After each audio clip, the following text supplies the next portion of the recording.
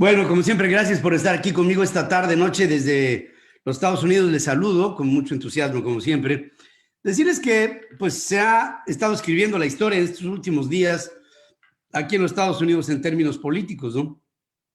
Ya la Cámara de Representantes ha enviado por segunda vez a el presidente Donald Trump al patíbulo y con ello a un juicio político por incitar a la insurrección, una semana después de que seguidores irrumpieran allá en el Capitolio y que trajo por consecuencia, hay gente que me llama tanto la atención. Todo el mundo habla de la insurrección, de los vidrios rotos, de la invasión al lobby del Congreso, el desplazamiento de los legisladores, el haberse llevado al vicepresidente Mike Pence a un lugar seguro. Oye, nadie habla de los 5 muertos. Fueron 5 muertos. 5 personas que en este momento ahorita no están porque fueron, perdieron ahí la vida. De hecho, uno de los que pierde la vida la perdió horrible.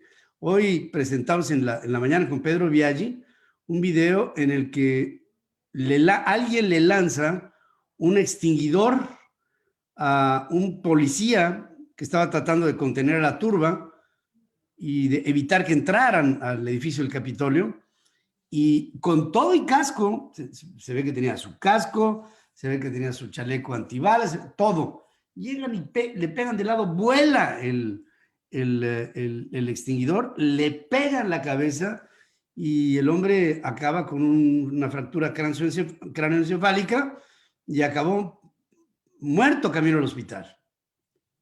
O sea, lo que sucedió en el Capitolio fue increíble, ¿no? Increíble por ser el país que es, por haber apelado a la legitimidad de unas elecciones que nunca en la vida se había pensado siquiera que pudiera haber un atisbo de un intento de trampa en las elecciones en los Estados Unidos.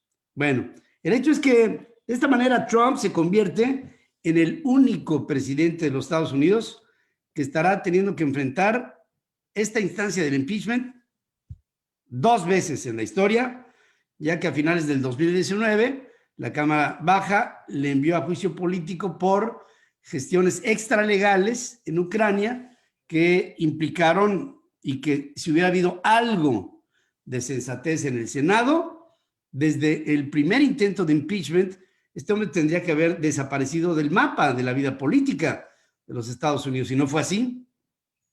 Y ahora, en este segundo impeachment, oye, esta forma de incitar a la violencia, a la insurrección, para un presidente de los Estados Unidos, aparte de la acusación como tal, es una vergüenza. Pero el presidente de todas maneras sigue insistiendo en que el país está enojado por el segundo juicio político que se le promueve en su contra y que nada va a abonar en un Estados Unidos legal o más legal.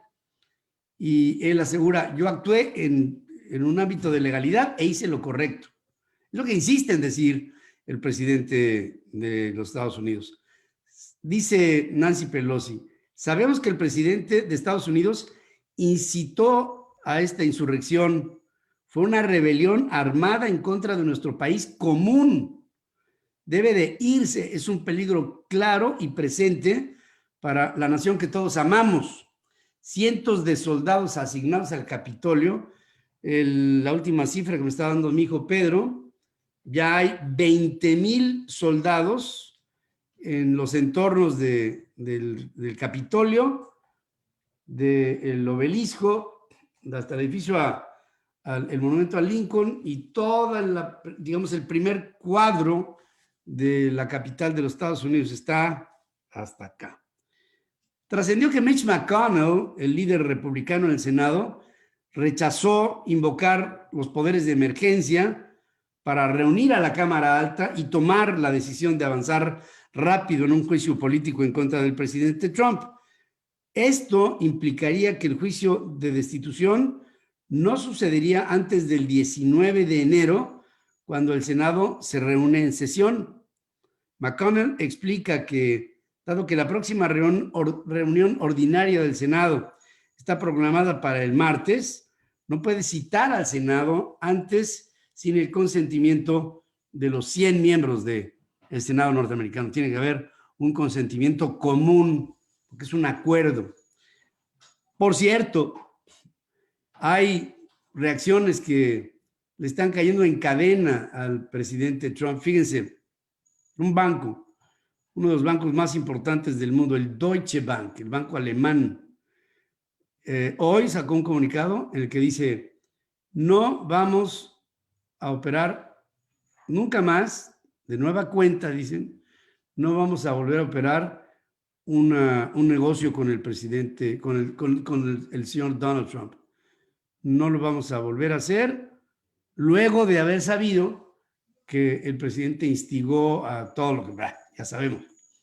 Y dice el Deutsche Bank: lo único en lo que sí tendremos que seguir negociando con el presidente Trump cuando deje de serlo es en la deuda que tiene con el banco. Y esta es de $300 millones. O sea, nada casual que el presidente Trump tendrá que pagar. La ciudad de Nueva York, después de la declaración del Deutsche Bank, rescindirá contratos comerciales que tiene con una de las empresas de Donald Trump, como resultado del asalto al Capitolio. ¿Qué tiene Nueva York con Trump? Dice que la organización Trump tiene un contrato con la ciudad para operar 2 pistas de hielo y un carrusel en Central Park, así como un campo de golf en el distrito de Bronx. Dice, todos esos contratos arrojan aproximadamente unos $17 millones al año, 160, 240 millones de pesos. Estoy aquí para anunciar, dice Bill de Blasio, que la ciudad de Nueva York está rescindiendo todos los contratos con la organización Trump. Estos dejan muy en claro que si el liderazgo de una empresa se dedica a actividades ilegales, entonces tenemos el derecho de rescindir el contrato. Es decir, esta instigación a la violencia o esta rebelión orquestada por el presidente, que es el mismo que resulta ser dueño de los contratos celebrados con Nueva York asegura: yo así no. Y si la empresa con la que yo estoy trabajando, estas pistas de hielo y lo contratado, están dedicadas a actividades ilegales, me hago a un lado. La organización PGA of America votó el domingo para retirar el campeonato de la PGA, que es la Professional Golfers Association, del campo de golf de Trump en New Jersey para el 2022. Una medida que se produjo después de que las plataformas de redes sociales desactivaron las cuentas de Trump y que Shopify eliminara las tiendas en línea afiliadas a él. Fuera. ¿Sí? De salida, Nueva York, Deutsche Bank y la PGA. Y van a venir un montón de reacciones más. O sea, esto no queda ahí. Ya lo hizo Marriott, ya lo hicieron organizaciones grandototas de los Estados Unidos que se hacen a un lado no solamente de Trump, sino que se hacen a un lado del Partido Republicano. Por eso yo insistía en que para el Partido Republicano era muy, muy importante, mucho, que se deslindaran de Trump. Y para fines prácticos, el hecho de que el Partido Republicano oponga una resistencia para que se dé la enmienda 25, que ya no se dio, o para que se dé el mismo posible impeachment para el presidente norteamericano y que no tenga una posición más dura, tarde que temprano el pueblo norteamericano se las va a cobrar. Desciende, mientras que todo esto está pasando, y además parece obvio, ¿no? Desciende la popularidad de Donald Trump a raíz de la irrupción en el Congreso. Ya son menos de la mitad de los republicanos que estarían dispuestos a votar por él en caso de que intentara volver a la Casa Blanca en las elecciones del 2024. El nivel de apoyo cayó en 40% según un sondeo de la firma Morning Consult para Político. En noviembre, un 53% de los votantes republicanos o de los independientes que suelen inclinarse por ese partido veían con buenos ojos una nueva candidatura de Trump, que salió derrotado frente a el demócrata Joe Biden. Biden, presidente electo ya, propone a Samantha Power, buen apellido para ser embajadora, y más ante la ONU, durante la presidencia de Barack Obama, para la administración de la Agencia para el Desarrollo Internacional. Dice, es una voz consciente y es una voz que tiene una extraordinaria claridad moral. Donald Trump, mientras llama a sus seguidores a evitar la violencia y calmar los ánimos. En un comunicado que se difunde a través de Twitter, obviamente no de su cuenta, dice que si hay manifestaciones, estas no deben de ser violentas, no debe haber vandalismo, no se debe de transgredir la ley. Dice, esto no es lo que defiendo y no es lo que Estados Unidos defiende. Hago un llamado a todos los estadounidenses para ayudar a aliviar las tensiones y con esto calmar las aguas.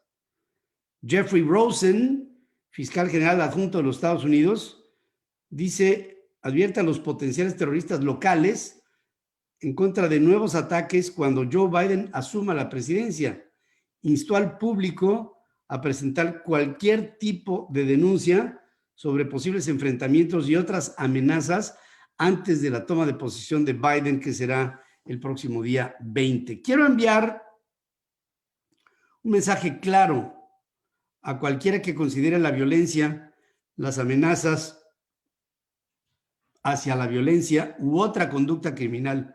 No vamos a tolerar en absoluto ningún intento de interrumpir la transferencia pacífica del poder, incluyendo intentos de ocupar por la fuerza los edificios del gobierno, en donde sea.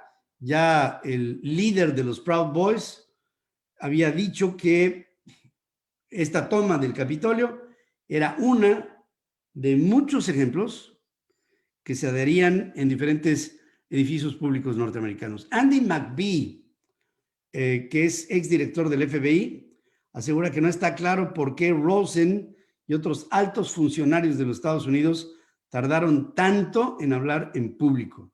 Digo, esto fue el miércoles de la semana pasada y están apenas compareciendo ante los Estados Unidos. Hasta aquí el tema Trump. ¿Qué puede pasar? Mañana es un día clave en el que seguramente se elevará la iniciativa. Acuérdense que la Cámara de Representantes es la Cámara acusadora. La Cámara de Senadores es la Cámara que juzga. O sea, una acusa, la otra juzga.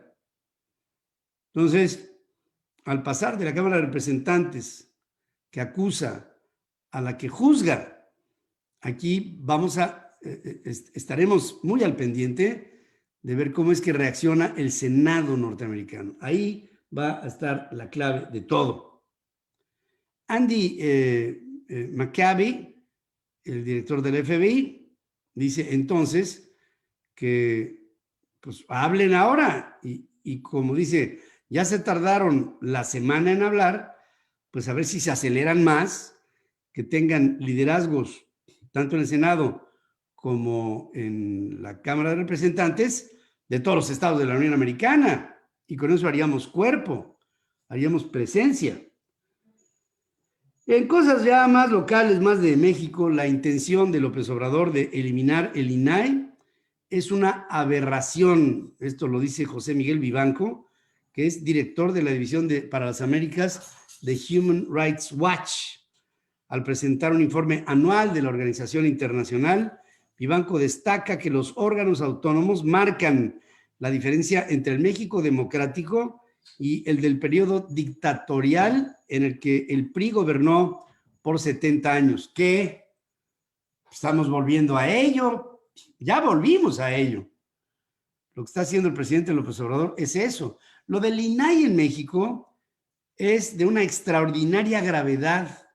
Esta aberración de Andrés Manuel López Obrador de no entender la virtud o el papel que juegan instituciones autónomas, independientes del poder en turno para defender el acceso a la información, que es parte del interés público, realmente es un tema alucinante que está totalmente fuera de programa. Si López Obrador logra salirse con la suya y terminar con el INAI, como pareciera ser su intención, se produciría en México un gravísimo retroceso. José Miguel Vivanco dice que el Ejecutivo Federal haría mal en no respetar la veda electoral. Y fíjense, todo regresa, ¿no? Porque allá en el 2006, cuando era López Obrador un político activista, le profirió una palabra a Vicente Fox y la frase fue: cállate, chachalac, para que el presidente Fox no se metiera en asuntos de carácter electoral, él como presidente de México. Bueno, pues Fox ya le regresó a López Obrador la misma frase del 2006 y en Twitter le escribió: congruencia, señor presidente, que se calle la chachalaca tabasqueña en las mañaneras como candidato a la presidencia. Esto fue lo que dijiste, cállate, chachalaca. Y entonces ahora el presidente Fox le está demandando al presidente López Obrador que sea congruente y que el que se debe de callar es él. Incluso afirma que sería un acto de censura, un agravio y un atentado a la libertad, dice el presidente de la República, si es que se le callan sus mañaneras. Y pues no es un asunto de interpretación, lo dice la ley. Es para quien lo entienda, ¿no? La sección 34 del Sindicato Petrolero reclama que Pemex adeuda a sus trabajadores bonos de productividad, vacaciones, aguinaldos y relevos, lo que deriva en una violación al contrato colectivo de trabajo. Yo creo que es un buen caso, ¿no? Si todo esto se debe de Petróleos Mexicanos a sus trabajadores, ¿quién tendría que obligar a Petróleos Mexicanos a pagar? La secretaria del Trabajo, Luisa María Alcalde, que Luisa María Alcalde, cuando estaba, bueno, es que sigue estando, pero digamos hace 5 o 6 meses, estábamos, digamos, en que si se aplanaba la curva, que si no, Luisa María Alcalde dijo: toda aquella empresa que no le pague lo justo a sus trabajadores, que no asuma los compromisos que tiene el contrato colectivo de su gente, que no tendrá que pasar por el rasero de la ley. Ándale, pues.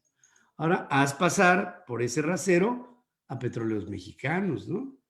También alegan que el impago de vales para el gas LP, para la gasolina, vales para la canasta básica y atenciones médicas a trabajadores transitorios, salarios a personal incapacitado y trámites para atención a 220 viudas dentro de la empresa, hacen que el líder de la sección 34 del Sindicato de Trabajadores Petroleros de la República Mexicana, que es Miguel Cándido Hernández, informe que el 11 de enero se le entregó una carta a Noemí Villalobos Cortés, coordinadora de Relaciones Laborales y de Recursos Humanos de Pemex, comunicándole la situación y subrayando que la empresa viola al menos 32 cláusulas del contrato colectivo de trabajo del 2019-2021.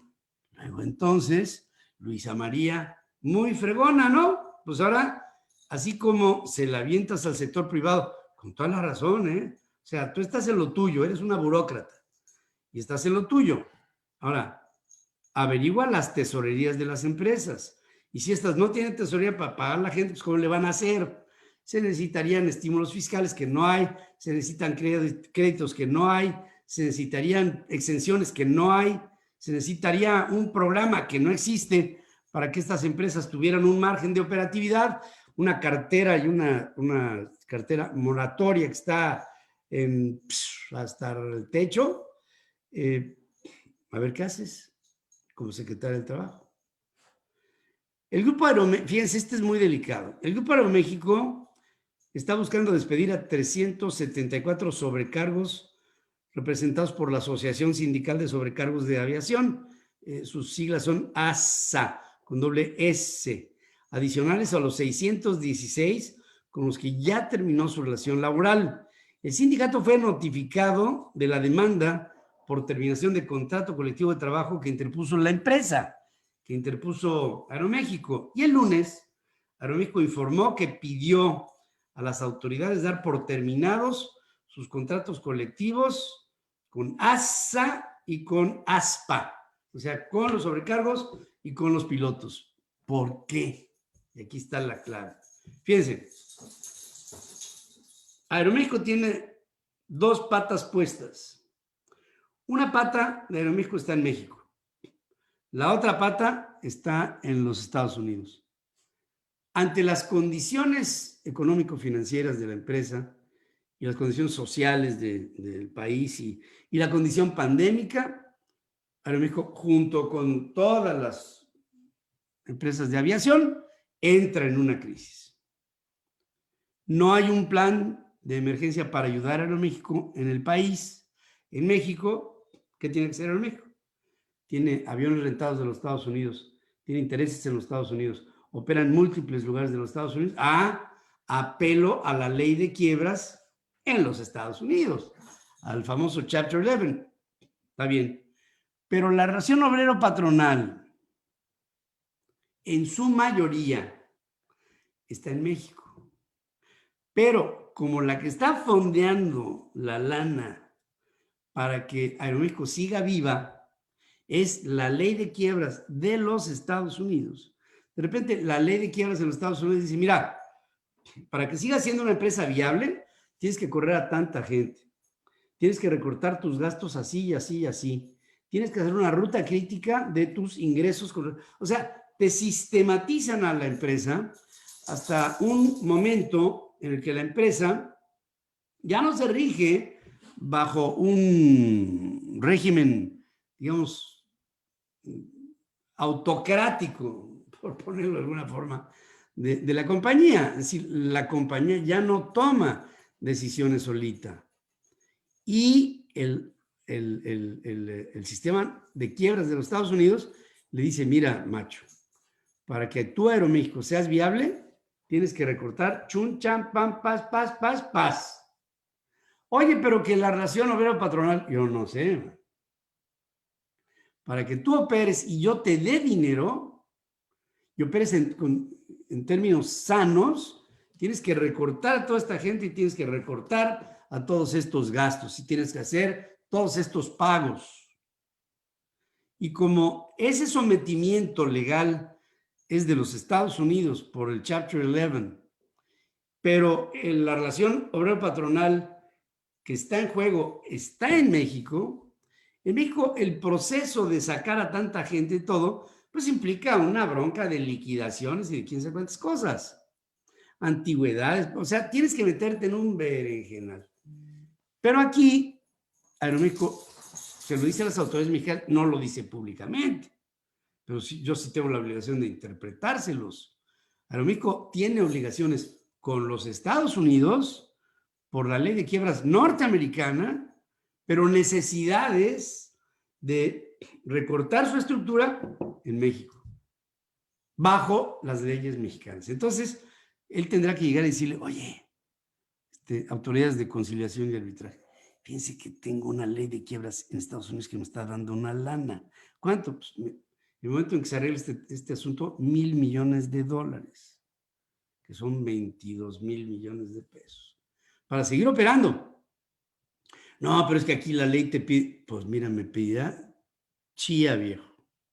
Pero si no hago esto, ni acá ni allá, entonces no voy a tener fondeo, entonces la empresa, pues pagaré todas las obligaciones que tú quieras. Nada más que la empresa no va a vivir. No va a vivir. Entonces, Si no va a vivir, ¿cómo le hago? Con 2 leyes.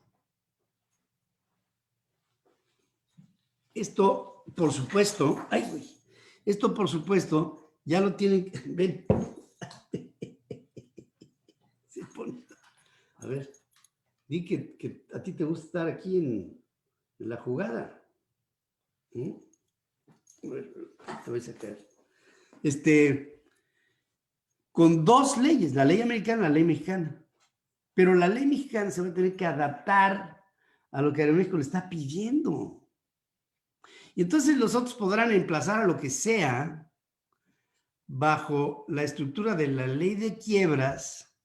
La ley de quiebras te toma y te dice, mira, hemos hecho un diagnóstico de la compañía.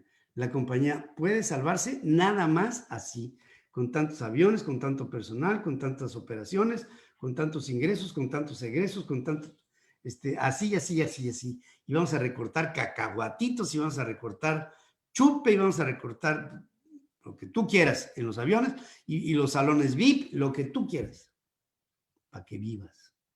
Ya después le pones esferas.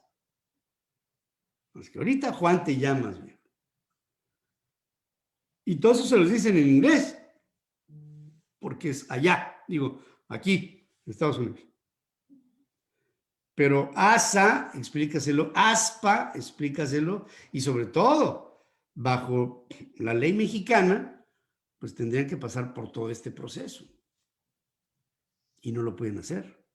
Porque si se va por el proceso mexicano, de liquidaciones y de todo, y de antigüedades y todas esas cosas, pues no te cuento, o sea, no van a tener dinero para operar la compañía. Está complicado, muy complicado, porque aparte de todo, no lo pueden decir. Y yo aquí se los digo porque así es. Bueno, y hablando de broncas, Interjet presentó un recurso legal ante la Junta Federal de Conciliación y Arbitraje para pedir que la huelga de sus empleados sea declarada inexistente, bajo el argumento de que no todos estuvieron a favor de iniciarla. Y explica que el movimiento perjudica el pago de salarios y prestaciones que la empresa les adeuda. O sea, por un lado están ganando tiempo. Ahora, no pueden declarar inexistente una huelga cuando les debe 7, 15, 8 quincenas. O sea, están en todo su derecho a reclamar lo que sea, pues lo están asfixiando. Ahora, Interjet no se ha movido para una ley de quiebras, nada, un concurso mercantil, nada. Va a ser muy complicado. Va a ser muy complicado. Yo pienso que Aeroméxico ya chupó faros. También decir que en el caso de Ayotzinapa, los padres de los normalistas, a través de su abogado, están diciéndole al secretario de la Defensa, a Luis Crescencio Sandoval, que se está tardando mucho en dar información. Está dosificando la información que tiene el ejército sobre el caso Iguala. Tuvieron una reunión en Palacio Nacional en la que estuvo el presidente de México, el abogado de los papás de Ayotzinapa, se llama Vidulfo Rosales, ya lo conoce, ya no he oído de él. Y dice que desde el punto de vista de las víctimas, los informes rendidos por el ejército tienen muchas limitaciones. Dice, hay una zona muy floja de las investigaciones, y esta zona floja de las investigaciones tiene que ver con el ejército mexicano. Creo que ahí está el talón de Aquiles de todo el conjunto de la investigación. Lo que te está señalando desde la óptica de la defensa de los padres de los sacrificados en Ayotzinapa es que el ejército tuvo la culpa y que ahí está el máximo secreto a guardar.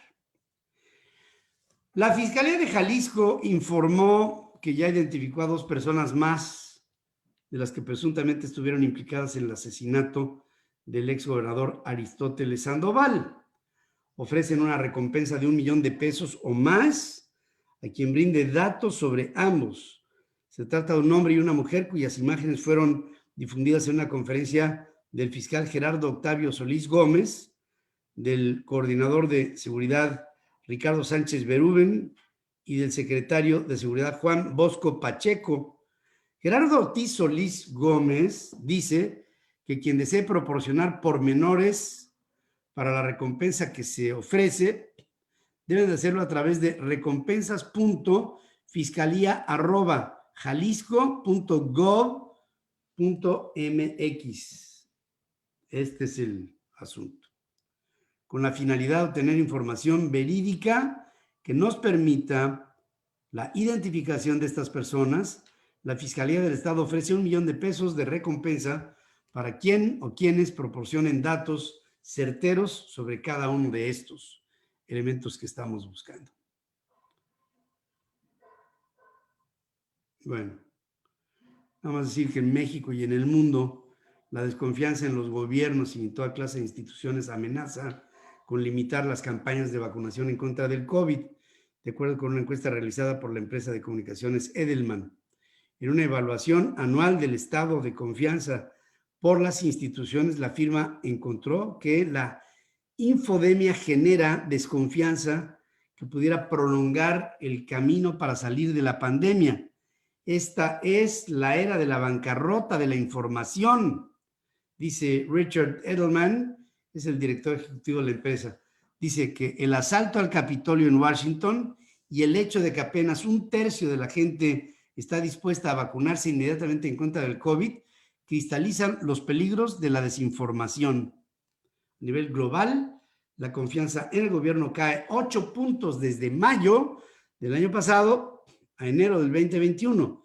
Según el índice, en México la confianza en el gobierno cayó para el mismo periodo 12 puntos, no 8, 12 puntos, luego de ganar también 12 en el periodo enero 2020 a mayo del 2020. El papel y el mandato de la Organización Mundial de la Salud debe de examinarse a raíz de la pandemia. Es probable que se necesiten reformas para liberarla de influencias políticas y darle mucha más independencia, según están hoy viendo con cercanía y con involucramiento el tema de la salud a nivel mundial. El presidente Putin ordena que la próxima semana inicie la campaña de vacunación masiva en contra del coronavirus en Rusia. Calificó la fórmula Sputnik 5 como la mejor del mundo.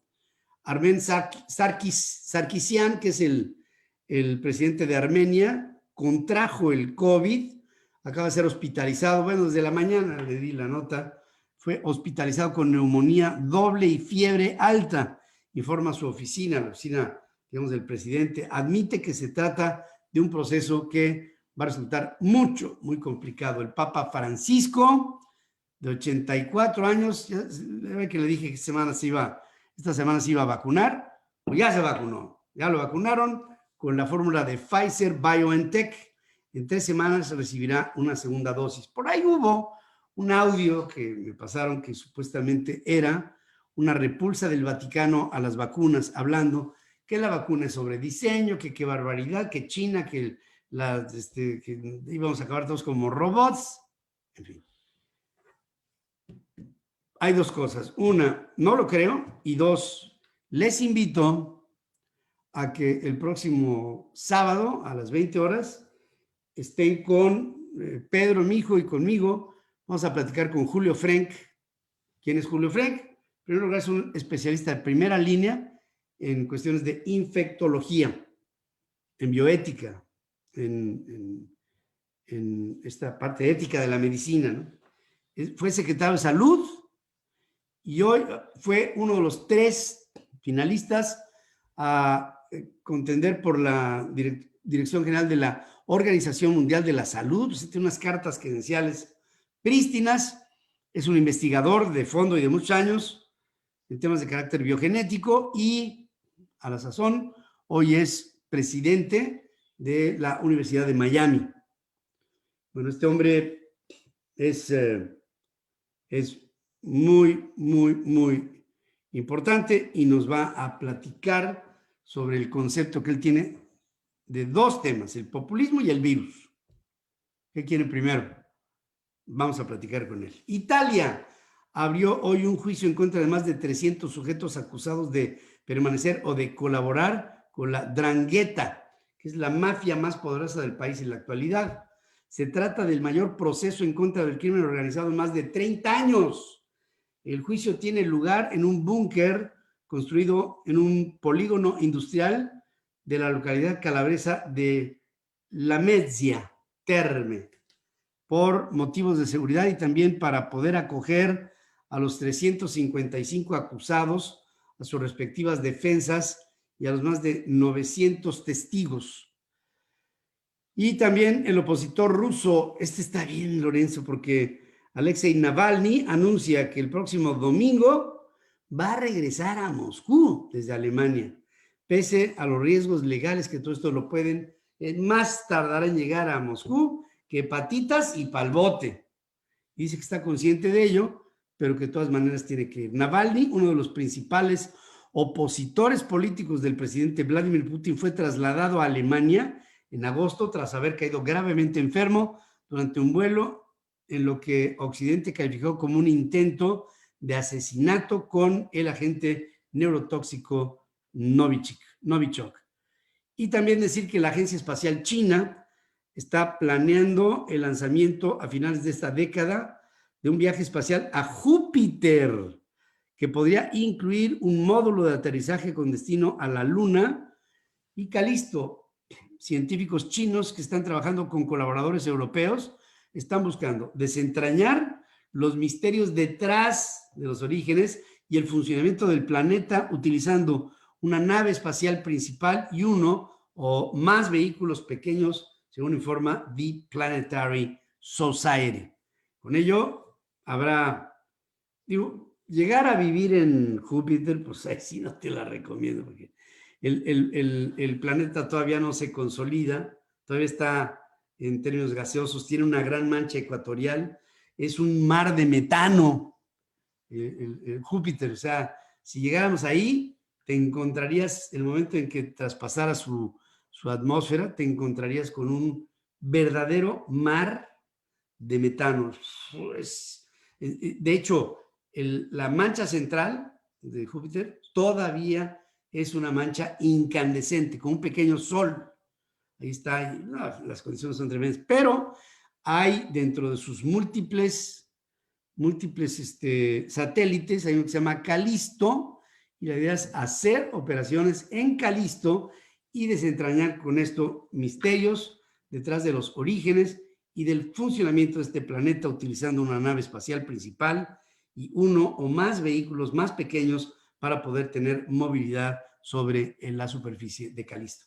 Y con una ventaja interesante, que como la proximidad del Sol alrededor del cual están girando produce luz, porque todavía no se acaba de apagar, pues también produce calor.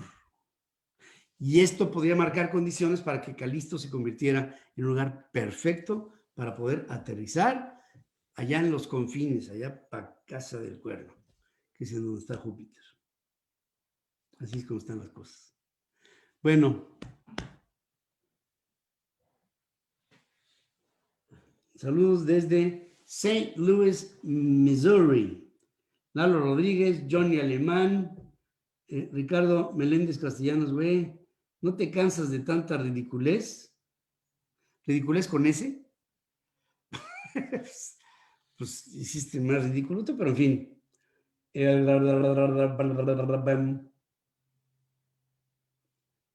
¿Quién hasta allá? Muy lejos.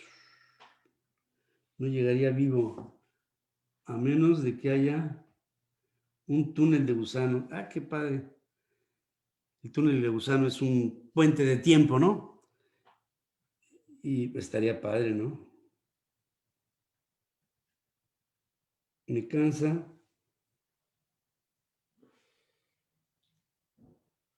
Tu Dios chayotero, pero al mismo tiempo me divierte.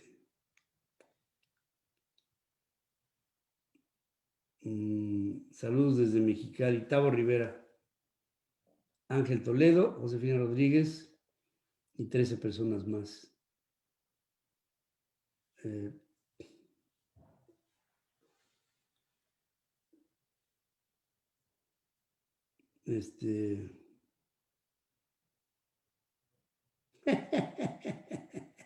Dice Luis Villanueva, Pedro, ya tienes más chairos tú que el presidente. Y si mandamos a AMLO a Calixto, pues estaría bien, pero Calixto, ¿qué les ha hecho?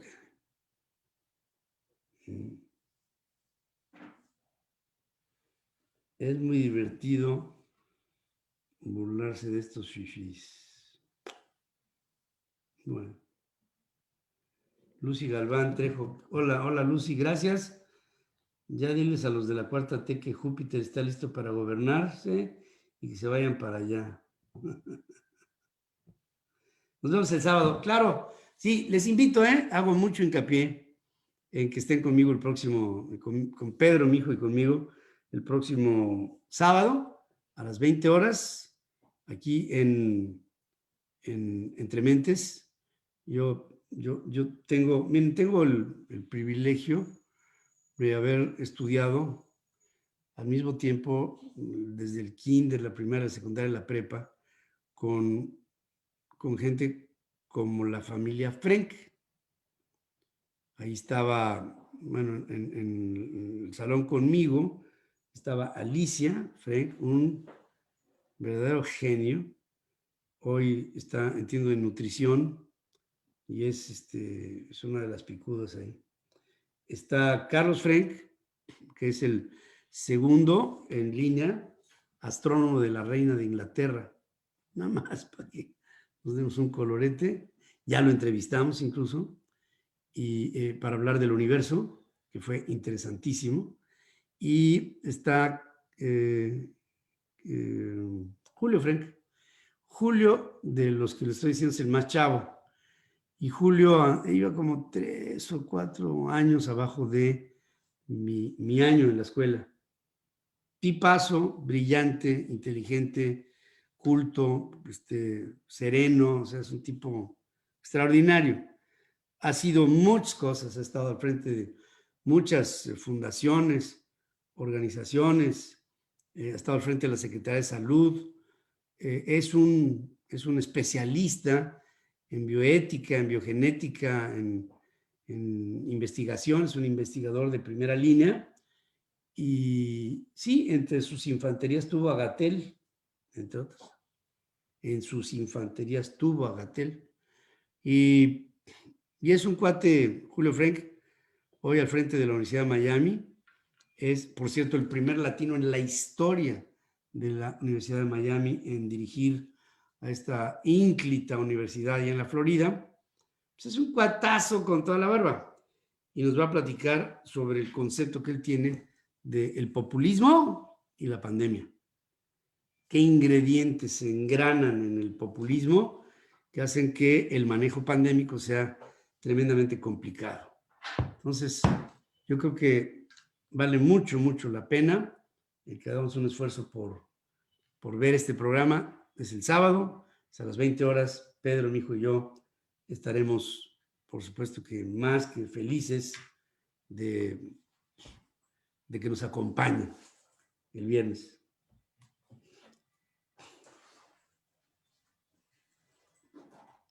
Lupita Blanchet, bravo Frena. José Luis González, saludos. Pedro Ferriz.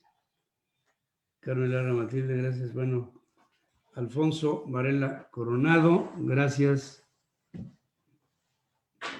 Se nota que Julio Frenk es un profesional, es un así en términos, así muy coloquiales, es un gun. Bueno, gracias, Mónica, no te lo pierdas. Gracias, queridos amigos. Hasta aquí llegamos aujourd'hui. Les invito para que se queden conmigo el día de mañana. Mañana ya es jueves. Oye, qué rápido. ¿Qué estás haciendo con el tiempo, Arthur? Me lo estás administrando, ¿no? Sí, bueno. Sí, está ahí, es bien rápido. Bueno, gracias por estar conmigo. Les invito el día de mañana, va a estar Lalo Torreblanca a las 6 de la mañana en torno al dinero hasta las... sí está padre la vírula, ¿verdad? Padrísima. En torno al dinero con Lalo, después yo voy hasta de 6:45 hasta las 11, tiempo del centro de México. Después está Midore, que va de 11 a 1, y luego está Pedro Ferriz Híjar en la segunda emisión que va de 1 a 3 de la tarde. Hasta aquí estamos. Gracias, que tengan ustedes una buena noche, pásenla bien.